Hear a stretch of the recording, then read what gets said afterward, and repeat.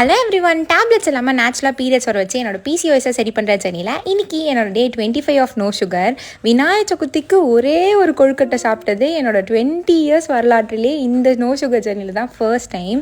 அதுவும் இது எனக்கு கனவுலலாம் வந்துச்சு, கொழுக்கட்டையாக கனவுல வருது. அந்தளவுக்கு நான் ஒரு ஸ்வீட் அப்சஸ்ட் பர்சன். அப்படிப்பட்ட நானே இந்த நோ சுகர் ஜர்னியை பண்ணி டேப்லெட்ஸ் போடாமல் என்னோட ஃபர்ஸ்ட் பீரியட்ஸை நான் வர வச்சிருக்கேன்னா உங்களாலையும் அதை பண்ண முடியும். So start your journey.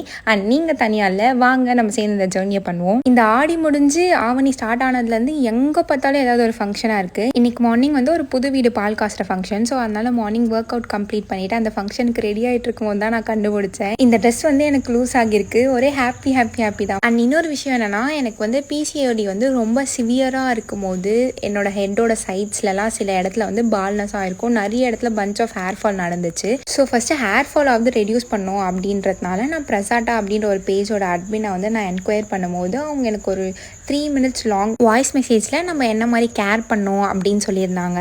அவங்க வந்து கோல்டன் எலிக்சர் வந்து எனக்கு சஜஸ்ட் பண்ணாங்க. அதுக்கேற்ற மாதிரி என்னோடய ஹேர் ஃபால் ரெடியூஸ் ஆகியிருக்கு. அண்ட் என்னோடய சைடில் பால்னஸில் இருக்கும்ல, அங்கெல்லாம் எனக்கு குட்டி குட்டி ஹேர்ஸ் இப்போ வளர்ந்துட்டுருக்கு.